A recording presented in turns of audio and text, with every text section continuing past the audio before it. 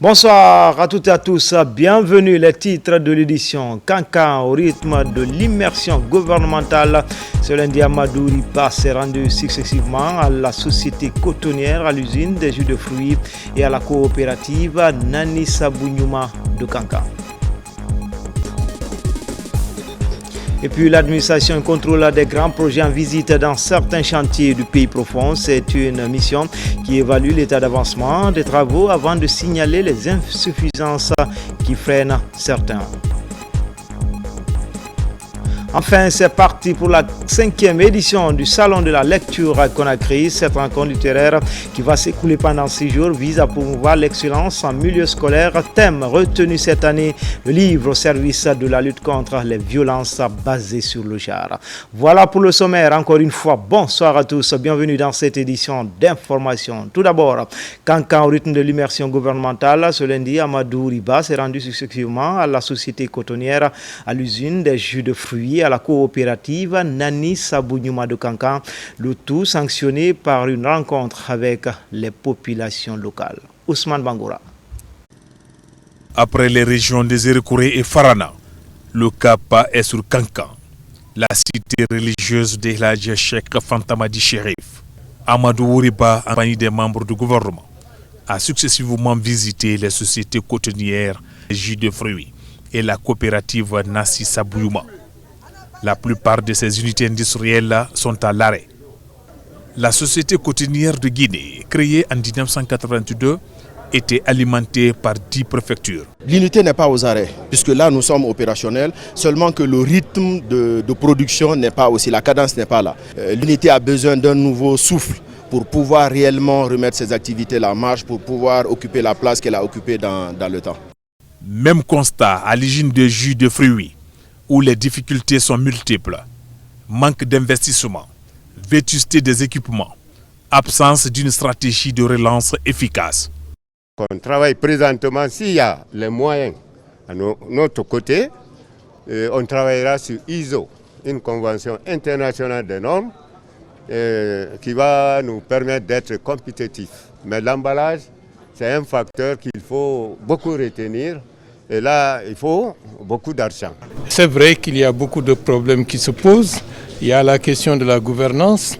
Il faut revoir systématiquement la question de la gouvernance, la question de la géographie du capital. S'il y a des décennies de cela, on avait donné à des gens qui n'avaient ni la référence technique, ni la référence managériale, mais simplement en se disant puisque ça marche, n'importe qui peut prendre et relancer ça, il s'est avéré que c'était une fausse piste. Je pense que désormais, on va être focus de manière beaucoup plus, pointue, sur la nécessité de revoir l'architecture globale. Juste après, l'équipe gouvernementale a visité la coopérative Nani Sabounyuma, où évoluent une trentaine de femmes. Ici, nous avons assez de produits locaux parce que nous avons voulu un peu valoriser nos produits locaux, consommer local, c'est-à-dire produisons ce que nous consommons et consommons ce que nous produisons. C'est pourquoi nous avons commencé en amont par la production, par exemple du riz, du fonio, du sorgho, que nous transformons en grumeaux ou en riz pour notre bouillie de riz. À la Maison des Jeunes également, la délégation gouvernementale conduite par le Premier ministre Amadou Riba a été accueillie avec ferveur. La population de Cancan reste et demeure reconnaissante à l'ensemble des actions entreprises à leur bénéfice.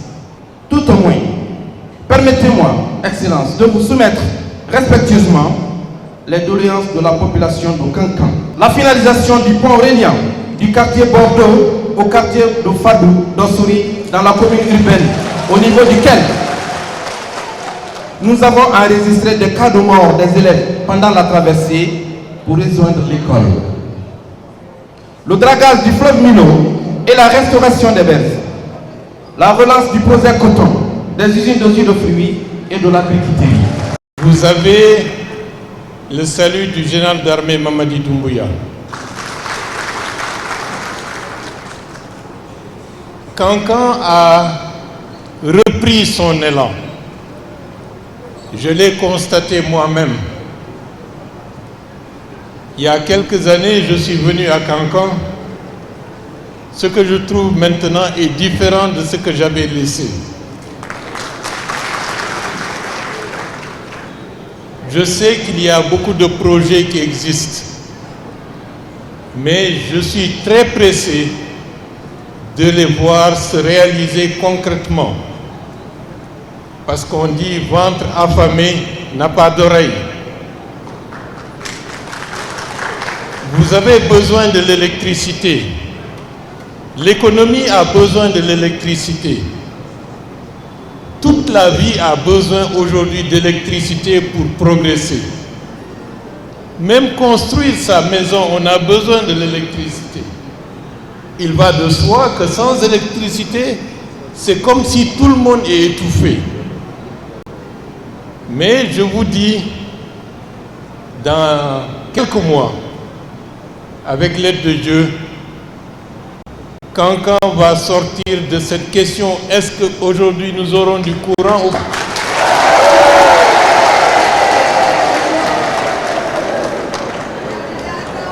Ça, c'est quelque chose d'essentiel. La question de l'eau est une préoccupation également. Lorsqu'on a l'électricité, lorsqu'on a l'eau, il manque quoi d'autre? Ce qui rentre dans les prérogatives de l'État, de manière principale, c'est la question des infrastructures. Au niveau des infrastructures, ce qui est fait est appréciable. Mais ce qui reste à faire est encore très important. La route Kissidougou-Kankan,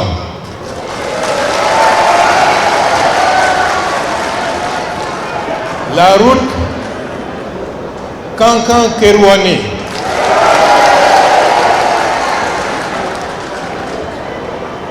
et les autres routes qui ont été entamées qu'il faut compléter pour faire de Kankan la ville qui va être non pas simplement la capitale est de la Guinée, mais pour des raisons que vous savez.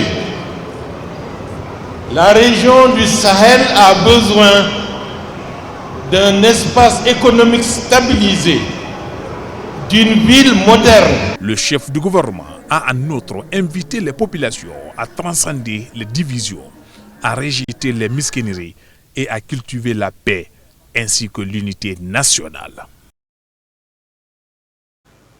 Les travaux de construction du siège de l'Agence régionale du commerce de Kankan sont lancés.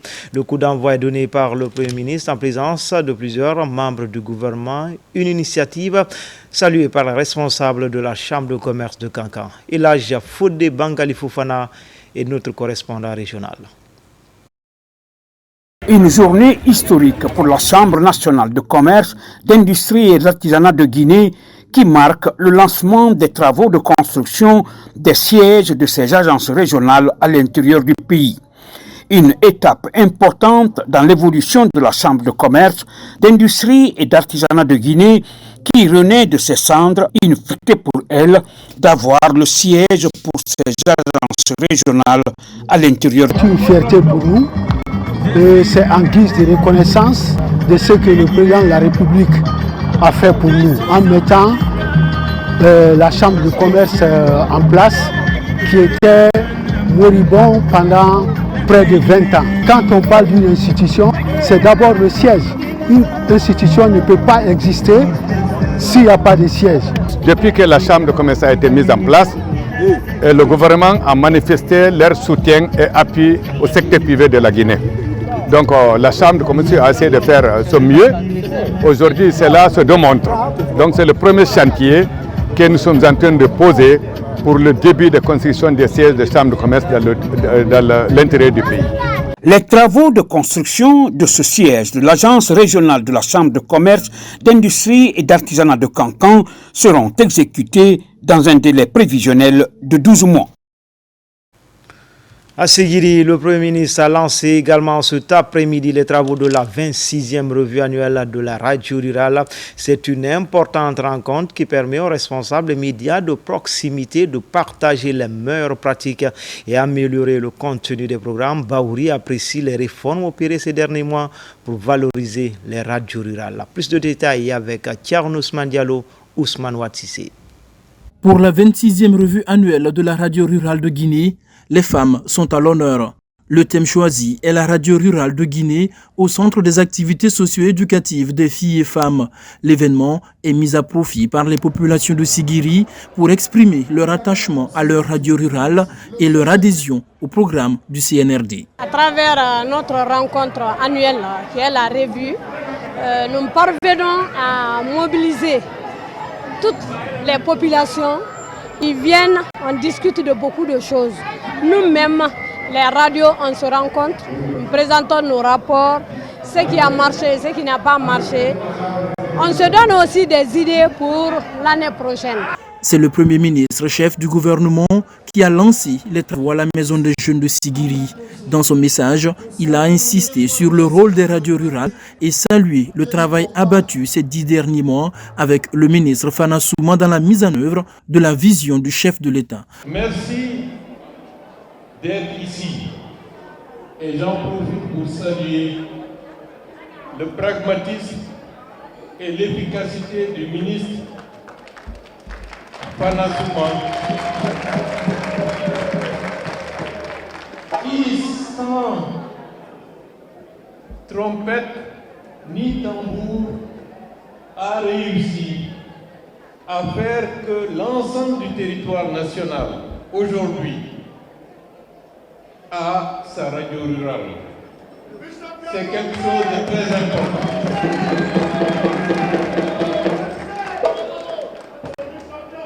La radio rurale,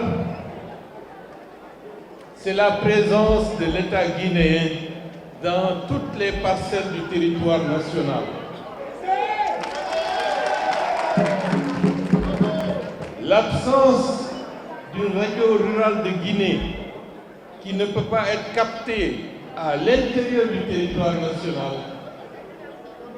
il y a un sentiment d'exclusion vis-à-vis des populations qui ne peuvent pas accéder à l'information locale, à l'information nationale.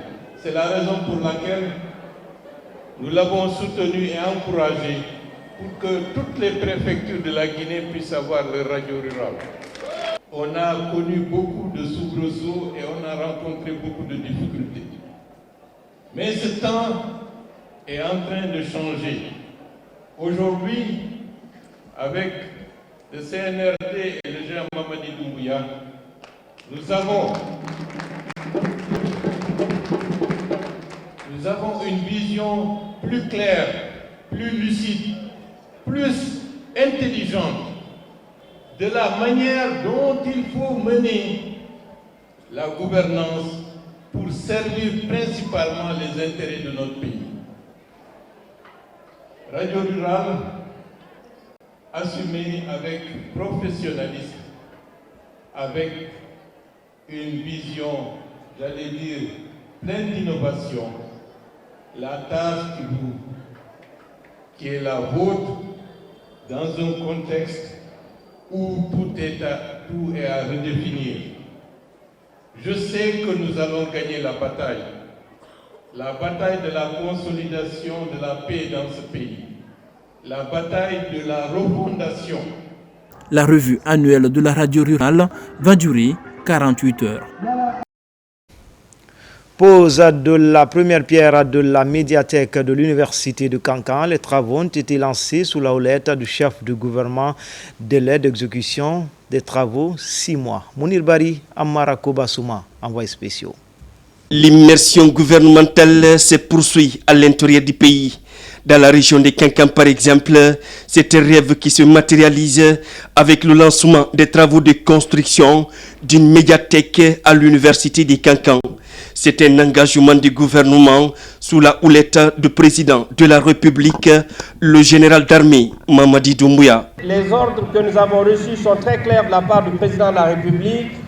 c'est d'améliorer les conditions d'études des étudiants. C'est pas fini. La dernière nouvelle, c'est que les 3 premiers de chaque programme de licence vont accéder gratuitement au programme de master équivalent. Tout ceci, ce sont des instructions du président de la République et du Premier ministre pour nous permettre de récompenser les meilleurs d'entre vous, mais surtout aussi vous permettre d'aller plus loin dans vos études.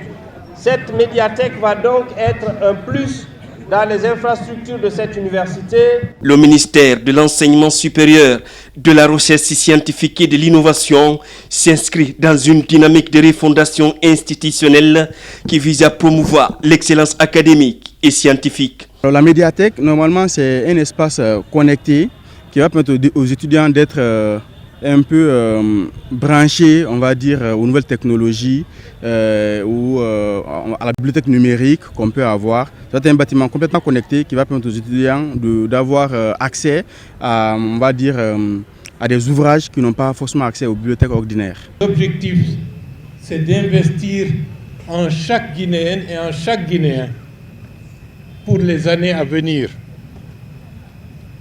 Donc ce qui se fait aujourd'hui n'est qu'une illustration de ce qui a déjà commencé depuis un certain temps. À vous de s'en saisir, de l'utiliser avec efficacité, avec efficience, pour toujours aller dans le sens de l'approfondissement des connaissances, du savoir. Parce que comme vous le savez aujourd'hui, on parle de l'intelligence artificielle. Et donc, nous avons l'obligation de faire que le capital humain guinéen soit suffisamment bien préparé pour répondre aux besoins de notre économie et de nos ambitions nationales.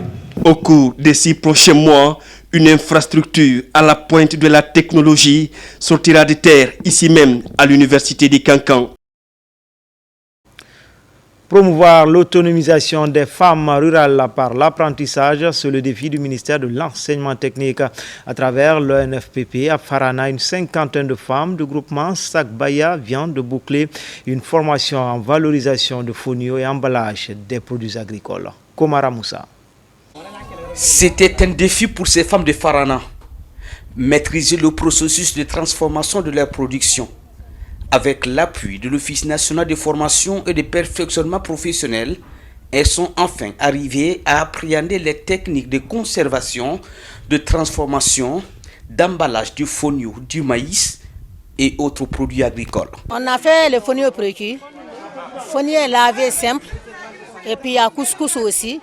On a fait le grain de bouillie avec les femmes. Et les femmes ont très bien compris.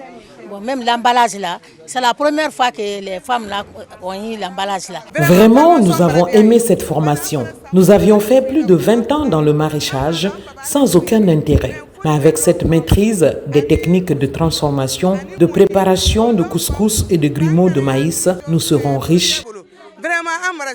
Une 50aine de femmes sur 1000 du groupement Sagbaya de Farana ont été impactées par cette montée en compétences. En immersion dans la région, la délégation du ministère de l'Enseignement technique, de la formation professionnelle et de l'emploi est venue évaluer la qualité des produits transformés et traduit l'engagement du gouvernement à promouvoir l'inclusion sociale des femmes en milieu rural. C'est une orientation en cette période de refondation et réactivation institutionnelle de transformer l'ONFPP en un outil d'acquisition de compétences et de lutte contre le chômage, mais aussi et surtout un outil d'autonomisation des femmes et d'entrepreneuriat. C'est dans cette optique réellement on a exécuté cette action de formation au bénéfice de 50 femmes du groupement Sagbaya 2 de Farana. Avec la formation dispensée en 10 jours, les bénéficiaires pourront désormais transformer et conserver les produits agricoles tirés de leur production, ce qui leur permettra de réduire des pertes alimentaires et d'augmenter leur pouvoir économique. Au sein de la Grande Muette, 149 stagiaires, dont 39 femmes de l'armée de l'air, viennent de recevoir leur diplôme de fin de formation venus des différentes bases aériennes du pays. Ces stagiaires ont été outillés sur les notions élémentaires de l'aéronautique. Ces chefs d'équipe sont prêts à s'investir pour répondre aux besoins de leurs unités. Adjudant-chef Oumar Kamara, il est correspondant de la presse militaire. Il s'agit de la 6e promotion du certificat d'initiation à l'environnement aéronautique de l'armée de l'air.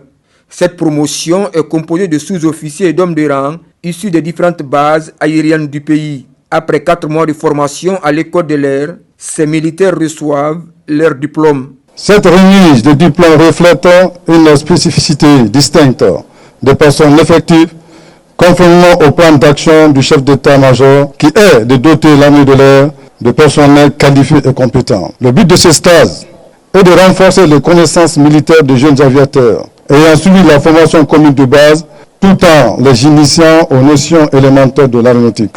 Ce stage a été mis en place pour initier les militaires de rang à l'environnement aéronautique en adéquation avec les besoins de l'armée de l'air. Ce programme permet ainsi de constituer un vivier de personnel initié aux spécialités de l'aviation et surtout disposé à intégrer immédiatement nos unités opérationnelles. Face à l'évolution rapide des technologies et des méthodes opérationnelles, il est crucial que nous restions à la pointe en termes de formation et de préparation de nos personnels. Ma gratitude au président de la République, chef de l'État, chef suprême des armées, son Excellence le général Mamadi Doumbouya, pour sa vision et sa détermination constante à renforcer les capacités de l'armée de l'air. Fiers d'appartenir à cette promotion, ces hommes et femmes expriment leur reconnaissance à la hiérarchie militaire. Nous mettrons en pratique la formation militaire et aéronautique qu'on a reçue afin de participer au mieux à l'élan de développement de l'armée de l'air. Nous remercions nos valeureux cadres de l'école de l'air sans qui nous n'aurions pas atteint les objectifs escomptés. En présidant cette cérémonie de remise de diplôme, le chef d'état-major général adjoint des armées a félicité et encouragé les récipiendaires pour les résultats obtenus. Il a invité le commandement de ce corps à multiplier de tels renforcements de capacités au profit de son personnel. C'est la preuve que vous êtes suffisamment outillés pour pouvoir répondre aux attentes de la haute hiérarchie. Vous réaliserez que la tâche qui vous attend est grande. Donc sa réalisation exige la discipline, la cohésion, le professionnalisme, la rigueur en soi et surtout l'amour de ce métier. Vous devez en tout temps, en tout lieu, valoir la confiance placée en vous. En toutes circonstances, on attend de vous l'exemplarité, la dignité et la discipline. Merci d'autant plus à tout le personnel de l'école de l'air, à la haute hiérarchie de l'armée de l'air, que ne ménage aucun effort pour la qualification de son personnel. Depuis l'avènement au pouvoir du Comité national de Rassemblement pour le développement, CNRD, et sous le leadership de son chef d'état-major, l'armée de l'air guinéenne connaît une montée en puissance. L'institution a récemment bénéficié d'un siège flambant neuf et de plusieurs actions. La fin de la cérémonie a été marquée par un défilé des troupes.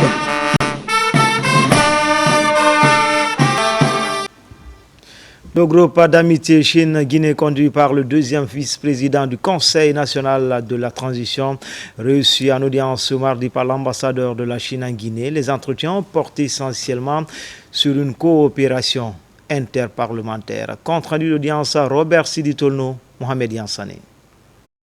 C'est le deuxième vice-président du CNT, Elhaj Fassine Silla, qui a conduit la délégation ici à l'ambassade de la Chine en Guinée, composé des conseillers issus du groupe d'amitié Guinée-Chine et quelques membres du bureau du CNT. Les émissaires du Dr Dansa Kourouma sont venus solliciter la dynamisation de la coopération interparlementaire. Cet entretien sur fond de franche collaboration et de bons partenariats entre la République de Guinée et la République populaire de Chine a permis à ces deux parties de se pencher aussi sur plusieurs sujets d'intérêt commun. En juin 2023, au Conseil national de la transition, CNT, nous avons mis en place un groupe d'amitié qu'on appelle le groupe d'amitié Guinée-Chine. Du côté de la Chine aussi, il y a un groupe d'amitié Chine-Guinée. Mais nous n'avons pas encore eu l'occasion de donner du dynamisme aux relations entre ces deux groupes d'amitié. Et nous avons pris au CNT l'initiative justement de faire ce travail, de donner vie à ce groupe d'amitié. À l'issue des entretiens, l'ambassadeur de la Chine en Guinée a exprimé sa satisfaction avant de promettre l'établissement d'un partenariat fécond entre les deux groupes d'amitié. Notre parti ont exprimé notre envie, notre désir de renforcer davantage les relations entre nos deux pays et les relations interparlementaires entre nos deux pays. On est déterminé de travailler ensemble pour donner un nouvel élan, un nouveau contenu aux relations entre nos deux pays. À travers cette rencontre, la Guinée et la Chine se disent déterminés à travailler main dans la main pour donner un nouvel élan aux vieilles relations entre les deux pays. Les acteurs locaux des communes de Conakry à l'école de guide a harmonisé outils de planification de 3e génération. L'idée d'amener ces responsables à s'approprier le contenu afin qu'ils puissent renforcer leurs compétences dans l'élaboration des plans de développement locaux. Mohamed Lamine Kamara. Dans les locaux du gouvernorat de la ville de Conakry, plusieurs acteurs communaux s'approprient le contenu du guide harmonisé, mais ils apprennent également les outils de planification locale de 3e génération, des instruments efficaces qui visent à amener ces responsables locaux d'acquérir de nouvelles connaissances sur l'élaboration des plans de développement locaux des communes respectives. Le FODECON, c'est ce fonds qui finance les collectivités de Conakry. Et donc, dans le cadre de cet accompagnement, nous avons jugé nécessaire de doter ces collectivités-là des outils de planification pour leur permettre de faire sortir un plan de développement local qui soit un plan inclusif et résilient. Pendant ces 3 jours, nous allons former tous les acteurs de la ville de Conakry sur comment élaborer le plan de développement local en intégrant les nouvelles dimensions en termes de changement climatique, la gestion des ressources naturelles. Cet outil de base permettra de contribuer à la planification des micro-projets dans les communes. Ces prouesses du ministère de l'administration du territoire dans l'élaboration du guide harmonisé visent à intégrer de nouvelles dimensions liées à la réalisation des actions de développement des communes. ANAFIC accompagne les communes à bien se positionner pour la programmation des projets futurs, pour les techniciens qui vont être aux côtés des communes, mais également les secrétaires généraux qui sont là, pour qu'on leur donne la base et le savoir-faire sur comment préparer les projets. Nous avons un document, un outil stratégique qui permet à ces collectivités de procéder à la planification locale, c'est-à-dire de mettre dans un document de stratégie toutes les activités qu'ils souhaitent réaliser dans les 5 prochaines années. Mais également, dans ces activités, il s'agit de ressortir une activité prioritaire chaque année, qu'on appelle le plan annuel d'investissement, pour que tout ce qui se fait dans les collectivités locales soit planifié. Cette stratégie de l'ANAFIC de mettre les administrateurs locaux à l'école des outils de 3e génération consiste à faire de ceux-ci de véritables acteurs de développement au service des communautés. Dans le reste de l'actualité, célébration de la journée de l'état civil dans la commune de Matuto. Les résultats obtenus lors des audiences foraines et les réformes engagées étaient au cœur de cette célébration. En termes de délivrance des actes de naissance sécurisés, Matuto a reçu le plus grand nombre. On parle déjà de plus de 17 000 actes délivrés. Moussa Bangoura, Ousmane Kamara. À la mairie de Matuto, au compte de la célébration de la journée de l'état civil, l'officier chargé de la gestion du registre de la population se félicite des réformes engagées par son service pour mieux satisfaire les citoyens à la base. Il s'agit notamment de la digitalisation des faits et actes d'état civil et les résultats obtenus lors des audiences foraines en synergie avec le PN Ravec et le tribunal de Mafanko, où plus de 17 000 actes de naissance ont été délivrés aux citoyens. Lorsqu'ils ont lancé l'audience foraine, on était obligé de passer parfois la nuit ici, parce que déjà on dit tous que Matuto est premier, donc on s'est battu pour qu'au moins qu'il y a satisfaction, qu'il y a satisfaction. La statistique Matuto, vraiment, par rapport aux efforts, nous avons fait 171 registres. Donc, c'est avec beaucoup d'efforts, mais chapeau pour le personnel. L'objectif du gouvernement est de doter chaque citoyen d'actes de naissance numérique avec le record de délivrance des actes enregistrés à Matoto. Le personnel du service d'état civil a été encouragé pour de nombreux services rendus à la population. Et ça a été un travail très dur. Si on dit l'état civil, c'est les travailleurs. Nous sommes d'arrache-pied à être à son chevet pour le satisfaire notre collectivité qui est la commune de Matoto. Il s'est investi avec toute la détermination qu'il faut pour que nos documents d'identification qui sont aujourd'hui numérisés soient reconnus par le monde entier. La mairie de Matoto, pour la célébration des mariages, une salle VIP a été aménagée. Une manière d'améliorer au quotidien les conditions de travail des agents de l'état civil. Espace éducation préparatif des examens nationaux dans la région de Mamou. Les acteurs du système éducatif sont en conclave pour des examens crédibles dans la région. Des annonces ont été faites pour rendre plus efficace la gestion de ces évaluations avant, pendant et après les différentes épreuves. RTG Mamou, Mamadou Patibaldi. À quelques mois de l'organisation des examens nationaux session 2024-2025, les acteurs du système éducatif de la région se retrouvent à Mamou. Ils échangent autour des questions liées aux préparatifs et la gestion des examens nationaux avant, pendant et après. Tous les dysfonctionnements qui doivent être de nature à entacher ces examens doivent être relevés, ces défis doivent être relevés. Et les irrégularités également doivent être corrigées. On doit lutter efficacement contre la fraude sous toutes ses formes. Que ce soit des examens dépourvus de toute contestation, de tout problème, de tout recours, pour quelque raison que ce soit, tous les acteurs, à tous les niveaux, s'acquittent correctement du rôle qui doit être le leur.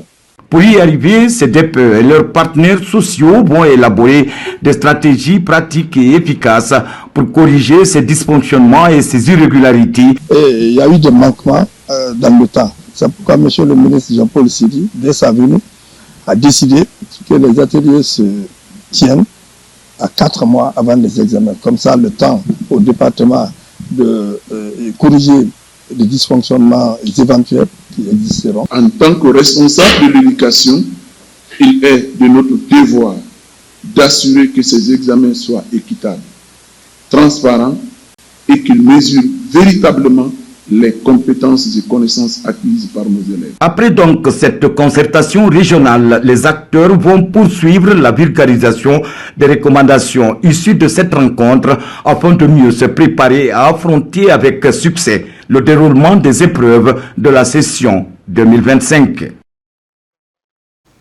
Même exercice à Boké, les acteurs du système éducatif se concertent également. Ils examinent les pistes de solutions pour la réussite de ces évaluations, le respect des règlements édictés par le département et la mobilisation des encadreurs étaient au centre des débats. Younoussa Tawel Kamara, Bintou Touré, Mohamed Mara. Cette formation regroupe l'ensemble des responsables en charge de l'éducation de la région de Boké. C'est dans le cadre des préparatifs des examens nationaux qui doivent se dérouler dans quelques mois sur l'ensemble du territoire national. Durant 2 jours, tous les sujets liés au bon déroulement de ces évaluations sont examinés par ces acteurs du système éducatif. Il est important de noter que la session 2025 se déroulera au moment où de nouvelles mesures de qualification de ces évaluations rentrent en vigueur. Il s'agit notamment de l'inscription en ligne des candidats au CEE, le renforcement des capacités des chargés des examens et gestionnaires de bases de données, la démultiplication du nombre de centres de proximité pour les élèves d'entrée en 7e année, la prise de disposition pour l'accès facile au personnel à mobilité réduite dans les centres d'examen. Mobilisons-nous pour la réussite des examens nationaux est le thème central de cette formation initiée par le ministère de l'enseignement préuniversitaire et l'alphabétisation. L'occasion pour le gouverneur de Boké d'inviter chacun à une synergie d'action pour plus de réussite en faveur des candidats de la région. Nous avons suivi avec une attention très soutenue les recommandations ici de cet atelier et j'imagine qu'aucun aspect n'a été occulté.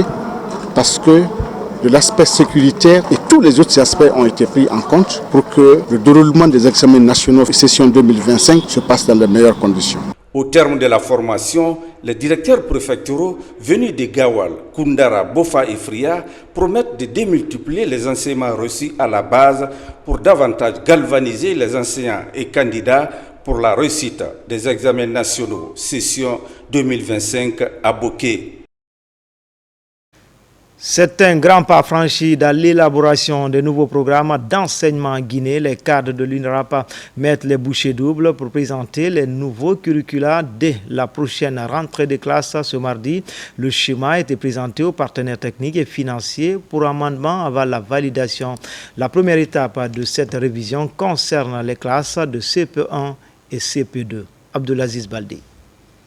Attendu depuis plusieurs années, la Guinée s'achemine vers la révision de son curriculum au grand bonheur des élèves et parents d'élèves dès l'ouverture prochaine. Le ministère de l'enseignement préuniversitaire et ses partenaires techniques sont au dernier réglage afin de présenter de nouveaux programmes d'enseignement. Comprenez que le CP et CP2, déjà, le rythme est bon. Et maintenant, avec cette rencontre-là, on va faire la feuille de route pour le CE et le CM. Là, l'espoir que... Et très bientôt, les nouveaux programmes guinéens seront disponibles au bénéfice des enfants du pays, avec l'aide des partenaires et de toutes les personnes ressources qui nous accompagnent sur les programmes. Pendant des jours de travaux, des experts venus de plusieurs pays de la Confomène auront l'opportunité d'examiner les productions déjà réalisées par les cadres du MEPUA. C'est de parvenir à une réforme qui tient compte du contexte guinéen, qui s'inscrit aussi dans des orientations internationales qu'il convient d'adopter et d'adapter, et aussi en fonction des innovations pédagogiques. C'est important pour nous au sein de l'UNESCO BIE de renforcer cet appui, d'aller dans la continuité du cadre d'orientation curriculaire en essayant de faire en sorte que les programmes soient non seulement disponible et adapté au contexte guinéen dans les plus brefs délais. Cette étape décisive pour l'éducation guinéenne est soutenue par l'UNESCO à travers le Bureau international de l'éducation BIE. En ligne de mire, élaborer de nouveaux programmes plus efficaces et adaptés aux réalités éducatives. Dans la région de Kindia, l'heure est à la coordination des activités des acteurs étatiques et non étatiques pour une gouvernance participative. La rencontre regroupe cadres locaux et partenaires techniques et financiers évoluant dans la région. Il s'agit de mieux coordonner les activités en cours de réalisation dans les collectivités locales. Alpha Siagaba, Fanalabaya Kamara. Communément appelé Conseil régional de gouvernance participative, le conclave regroupe l'ensemble des acteurs étatiques, acteurs de la société civile et représentants des ONG évoluant dans la région. Nous avons quelques soucis techniques. Comme annoncé dans les titres, l'administration et contrôle des grands projets en visite dans certains chantiers du pays profond. C'est une mission mixte qui évalue l'état d'avancement des travaux avant de signaler les insuffisances qui freinent certains. Abdul Karifa Guetta, Abakar Junior Kamara. Sur instruction du président de la République, l'administrateur général des grands projets visite plusieurs chantiers de développement à l'intérieur du pays. Première étape, la région de Kindia. Ici, des travaux de construction des voiries urbaines jusqu'au chantier touristique du voile de la mariée, en passant par le centre régional d'artisanat et le centre d'hémodialyse, tout a été visité par Ibrahima Abediallo et sa suite. L'objectif est d'évaluer le niveau d'avancement s'il est conforme au montant décaissé. Autre enjeu, envisager des dispositions idoines à prendre pour des chantiers en souffrance. Pour ce qui est de la voirie urbaine de Kindia, il faut aujourd'hui rappeler qu'il y a quand même 2 contrats qui sont en cours d'exécution dans Kindia. Ces 2 contrats totalisent un linéaire de plus de 23 km. Et à date, nous constatons qu'il y a plus de 20 km qui ont été réalisés, et ce depuis le 5 septembre. Donc c'est déjà une bonne nouvelle au vu de la qualité des infrastructures qui sont construites, mais aussi au vu du chronogramme qui a été très serré, mais qui démontre aujourd'hui une vraie volonté des autorités d'offrir à nos populations des infrastructures dignes de nom. Félicitons et nous remercions le général Mamadi Doumbouya, président de la République, chef de l'État, chef suprême des armées, pour avoir initié toutes ces infrastructures dans notre région. Si l'administrateur des grands projets vient voir ces infrastructures qui sont, je peux dire, en souffrance, j'espère que après son passage, tout sera mis en œuvre pour accélérer et achever ces infrastructures. Depuis l'avènement du CNRD en 2021, 20 km de goudron sont réalisés dans la commune urbaine de Kindia et le centre d'hémodialyse est à 98% du taux d'exécution. Nous essayons de mettre à la disposition dans les jours à venir le centre régional d'hémodialyse, un projet présidentiel qui tient à cœur aux autorités du CNRD, à Monsieur le ministre de la Santé, pour pouvoir faciliter la prise en charge des patients souffrant d'insuffisance rénale chronique et d'hémodialyse. La valorisation des sites touristiques est aussi dans les priorités du gouvernement. Le voie de la mariée à Madina Woula dans Kindia change de physionomie avec des bâtiments flambant neufs. Actuellement, nous sommes dans le foyer 1, intitulé Samaya, qui est beaucoup avancé. Nous sommes à 90 à 95% par rapport à ce foyer qui est là. Nous avons encore le deuxième foyer qui est Madina Woula, qui a également beaucoup avancé, vous venez de constater. Il y a le troisième foyer encore qui est Sougeta. À date, nous avons fait 7 km. Maintenant, l'ensemble du projet, c'est sur 8 km 500. On a fait des dallos, des caniveaux, des travaux confortatifs aussi qui sont en cours. L'administrateur général des grands projets veut évaluer le niveau d'avancement de tous les projets et répertorier toutes les difficultés qui empêchent l'évolution des travaux. Les ressortissants de la Guinée-Maritime se mobilisent autour du projet de société du général président. Le comité de pilotage appelle toutes les régions du pays à se mobiliser les 21-22 février dans la ville des Agrumes pour témoigner de leur engagement aux idiots du CNRD et de son président, Makeme Donzo.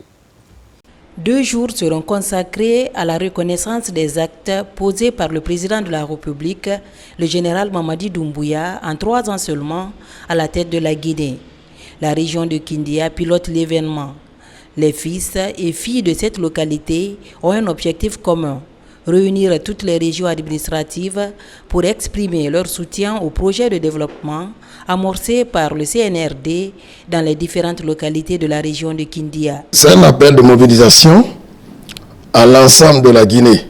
Comme un seul homme, nous venons à Kindia pour commémorer les 3 jours d'activité allant dans le sens d'une reconnaissance vis-à-vis des activités ou des idéaux du CNRD, à sa tête le général Mamadi Doumbouya, qui, depuis le 5 septembre, a donné une visibilité à notre pays. La mise en place de ce mouvement de soutien a tout son sens. Toutes ces actions de développement enclenchées à travers le pays méritent une reconnaissance. Les acquis sont énormes. Quand je prends le cas de la Guinée-Maritime, nous pouvons citer beaucoup d'actions d'envergure qui sont initiées et achevées en un temps record. Pour donner un cachet particulier à l'événement, la journée du jeudi 20 février sera consacrée aux opérations d'assainissement de la ville de Kindia, l'épicentre de cette grandiose manifestation. Une manière de recevoir les invités dans la gaieté et dans l'allégresse. Le mouvement Saran Chérif pour la continuité du général Mamadi Doumbouya poursuit son implantation à travers le pays. Le mouvement vient de poser ses valises à Guéguétou et Kouroussa où les populations adhèrent aux idiots de paix et de vivre ensemble prônés par les autorités guinéennes. Kerfa, la presse Camara, Mamoudou Silla. À Guéguétou, dans les locaux de la préfecture, autorités locales et populations affichent un soutien unanime au CNRD et aux actions de la transition. Nous sommes de cœur avec ce grand mouvement. Tout ce que ce grand mouvement va vouloir faire dans notre commune, qu'ils viennent nous voir. Nous ferons tout ce qu'on peut faire. Soutenir le président Mamadi Doumbouya, notre façon d'être va changer. Après Guéguétou, direction Kouroussa au district Wassaya où l'accueil est tout aussi enthousiaste. Jeunes, femmes, sages et autorités administratives ont exprimé leur satisfaction et leur engagement en faveur des idées portées par le mouvement. Nous saluons la naissance de ce mouvement que tout bon Guinéen doit soutenir. Au nom de toutes les autorités préfectorales et communales, au nom de toute la population de Kouroussa, population à sens unique, qui a fini de dire déjà, Mamadi Doumbouya, c'est Kouroussa, Kouroussa, c'est Mamadi Doumbouya. En s'impliquant aujourd'hui à Kouroussa, notre mouvement se donne pour mission de promouvoir les actions du chef de l'État et de renforcer la région populaire aux réformes engagées pour une Guinée plus juste et prospère, de favoriser la cohésion sociale, car aucune nation ne peut bâtir son avenir dans la division, d'accompagner le développement socio-économique à travers des projets concrets et durables qui amélioreront la vie de nos concitoyens. Désormais, le Mozakod met le cap sur Kankan Nabaya où une visite est prévue chez El Haj Lassine Kedjan Doumbouya, l'aîné de la famille présidentielle, ainsi qu'auprès des autorités administratives de la région. Cet week-end chargé pour les jeunes leaders de l'Axe pour cause d'une vaste opération d'assainissement dans les quartiers situés sur l'autoroute Le Prince, une action couplée d'une campagne de sensibilisation du mouvement pour l'alternance en Guinée, des actions citoyennes sur fond de reconnaissance des acquis du CNRD. Alphaïsi Agaba. C'est une opération d'assainissement sur fond de reconnaissance des acquis du CNRD. Les jeunes de l'Axe choisissent le balai pour rendre certains quartiers attrayants. À l'origine de l'initiative, les femmes leaders du mouvement pour l'alternance en Guinée. Ces femmes de l'Axe sont désormais unies pour une Guinée forte et stable. Je remercie toute la jeunesse de Hamdallah jusqu'à Kabele. Vraiment, ce que je vis ici, je suis très content. On a vu que les jeunes sont entendus, ils sont compris. Ceux qui sont compris, même famille là vraiment. On les remercie, on l'encourage, on les félicite. Nous sommes avec eux. De Kagbele à Hamdallah, sur l'axe partout, on est engagé à 100% derrière le président Mamadi Doumbouya. Nuit et jour, on est prêt. Parce qu'il nous a montré qu'il nous considère. Il nous a montré qu'il peut essuyer nos larmes. Plusieurs quartiers de l'autoroute Le Prince ont été touchés par cette opération d'assainissement. Même le cimetière de Bambeto a été aussi assaini. Lors de notre dernière sortie à Koza, on a promis de poser des actions concrètes pour accompagner le président de la République. Donc on a commencé par l'assainissement de nos quartiers. Même le cimetière n'a pas été épargné par cette action citoyenne. Les femmes sont mobilisées avec la jeunesse. Nous prenons la paix, nous prenons la non-violence à travers des actions citoyennes pour accompagner le président de la République, le général Mamadi Doumbouya. L'opération d'assainissement est couplée d'un meeting. Mais famille, l'on a compris, l'expression a tout son sens. Prochain champ d'action des femmes leaders du mouvement pour l'alternance en Guinée, la sensibilisation des citoyens de l'Axe sur la nécessité de rompre avec la violence et cultiver la paix dans cette autre partie de Conakry. Les Guinéens vivant au sud-est des États-Unis d'Amérique jettent leur regard sur les actions de refondation de l'État prônées par les autorités du CNRD. Rassurée, cette diaspora guinéenne se mobilise afin de sauvegarder les acquis de cette refondation. Marwan Kamara. Ils sont tous membres des bureaux politiques et coalitions des partis politiques du sud-est des États-Unis d'Amérique.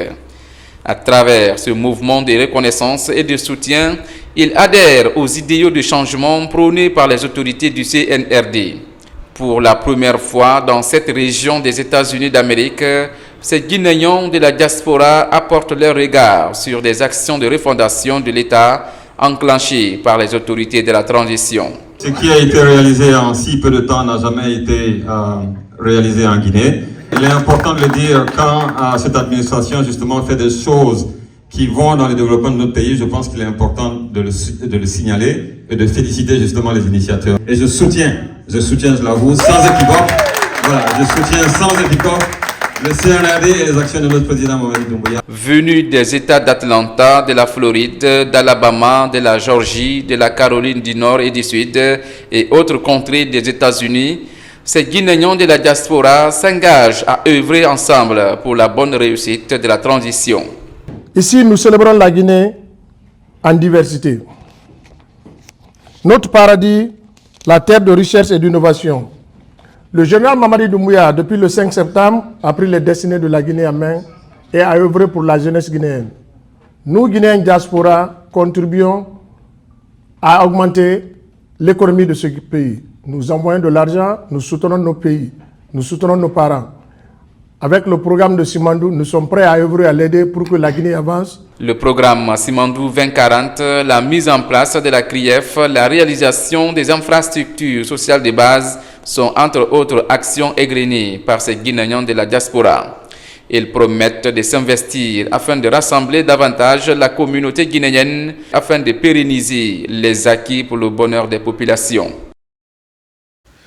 Dans l'actualité encore, c'est parti pour la 5e édition du Salon de la lecture à Conakry. Cette rencontre littéraire qui va s'écouler pendant 6 jours vise à promouvoir l'excellence en milieu scolaire. Thème retenu cette année, le livre au service de la lutte contre les violences basées sur le genre. Plus de précisions avec Ali Badara Kondé. C'est parti pour la 5e édition du Salon de la lecture Salek. C'est une initiative de la structure Kadiak Communication. L'événement a réuni les établissements scolaires et universitaires de la capitale ainsi que les acteurs du monde littéraire autour du livre. Cette année, le thème retenu est le livre au service de la lutte contre les violences basées sur le genre. Il est important de rappeler que depuis la nuit des temps, les relations entre les hommes et les femmes sont émaillées d'actes d'amour et de violence à des degrés divers. Les VBG, si elles concernent aussi bien les genres masculins que féminins, sont très largement et très majoritairement exercées à l'encontre des femmes, d'après les statistiques, et ce, dans toutes les parties du monde. De nos jours, près d'une femme sur 3 dans le monde est victime de violences basées sur le genre. Le phénomène est encore plus marqué dans les pays pauvres. Dans un monde, on l'avoue, en constante mutation, dominé par de nouvelles technologies et la numérisation du savoir, nous devons, mesdames et messieurs, aujourd'hui réaffirmer l'importance de la lecture comme fondement de toute formation intellectuelle. Cette rencontre de 6 jours en son acte 5 vise à promouvoir l'excellence et le mérite en milieu scolaire et universitaire. Le Salek acte 5 sera surtout marqué par des échanges de formation, des panels, des conférences débats, des projections de films sur les VBG, mais aussi des concours littéraires. Lire donc pour voyager, lire pour s'informer, lire pour s'ennuyer, lire pour se divertir, lire pour se former, lire pour trouver parfois solution à nos difficultés, lire pour devenir des citoyens exemplaires. Là, je parle à nos enfants qui sont ici derrière nous. Je déclare officiellement ouverte la 5e édition du Salon de la lecture au nom de Monsieur le ministre de la Culture, du Tourisme et de l'Artisanat. Que cet événement soit riche en découvertes, en réflexions et en échanges. Selon une ONG locale, plus de 500 cas de VBG sont déplorés. Des stands pour mettre en exergue des ouvrages dénonçant ces pratiques sont dressés à cet effet.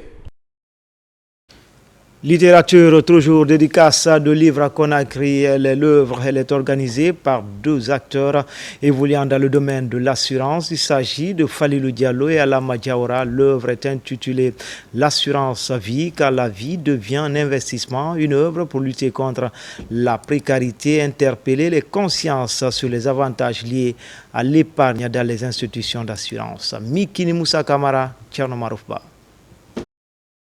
Assurance vie quand la vie devient un investissement. C'est un manuel de l'Alliance Édition. 2 professionnels de l'écosystème de l'assurance décident de prendre les plumes pour mieux informer et éclairer l'opinion nationale sur la nécessité de se faire souscrire. Falilou Diallo et Alama Diawara proposent des solutions afin d'éviter les pièges de la vie. L'assurance vie, aujourd'hui, c'est vraiment un produit qui pourra sauver beaucoup de vies, qui pourra épargner beaucoup de familles de tomber dans la pauvreté. Mais il y a un souci, c'est que la bonne information n'est pas là.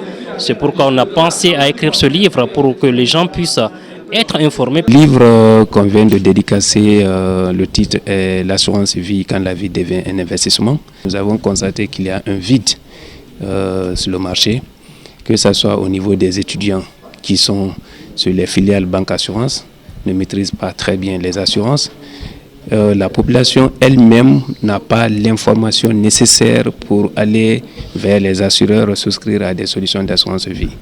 Et d'où notre volonté à mettre un élément à la disposition de tout le monde afin que l'assurance vie devienne une réalité et non quelque chose qui dit bon, les assureurs sont des arnaqueurs et autres. Il faut leur donner des informations claires. Les chapitres successifs du livre couvrent plusieurs aspects clés de l'assurance vie. J'estime qu'à mon retour, non seulement le fondateur, mes encadreurs, l'ensemble de mes étudiants, je vais leur présenter le livre, leur dire vraiment combien de fois ce livre peut être important pour tout le monde. La définition de l'assurance, la souscription d'un contrat, en passant par le rôle et la gestion des risques pour les entreprises et les institutions financières. Prix découverte RFI 2025, le jury présidé par la star béninoise Angélique Kidjo a délivré ce lundi après-midi. Son choix s'est porté sur la Guinéenne Marie Tolno ou Queen Rima comme nom de scène. Cette jeune artiste du dancehall qui est déjà à sa 3e finale du prix découverte RFI. Elle a dédié son prix à la Guinée. Marie-Angélique Bangoura revient sur le parcours de cette artiste qui ne lâche rien. Images et témoignages. Gagnante de 2025, félicitations.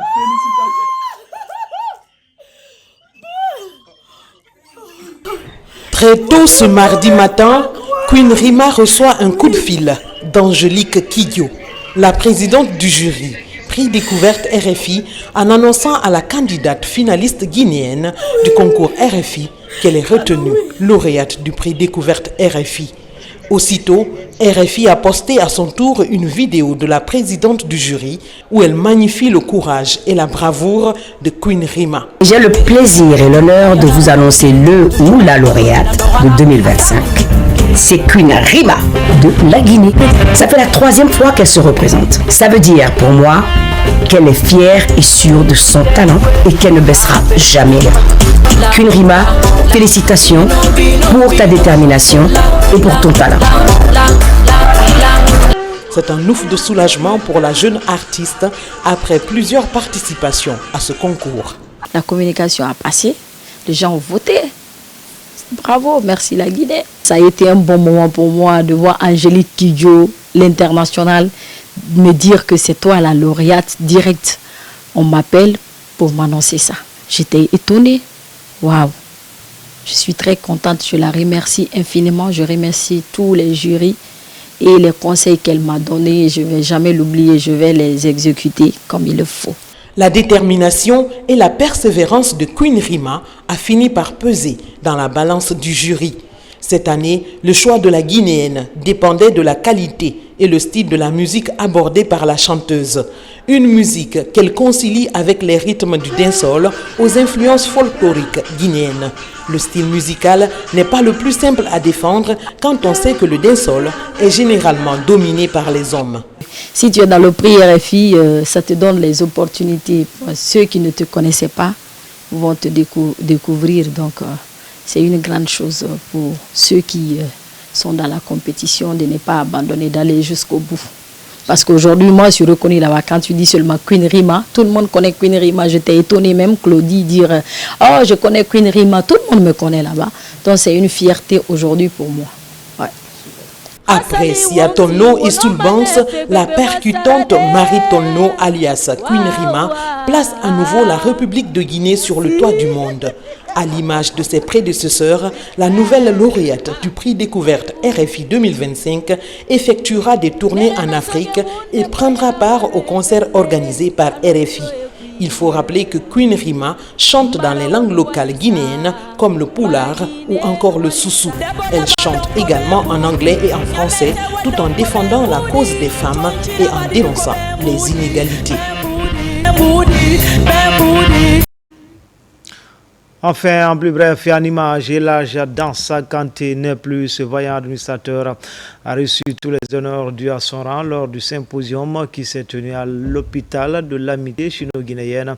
Plusieurs personnalités au cadre étaient aux côtés de la famille pour des témoignages et marques de compassion. L'âge Dansa Kanté sera inhumé dans son village natal à Kumbia, préfecture de Gawal. Paix à son âme.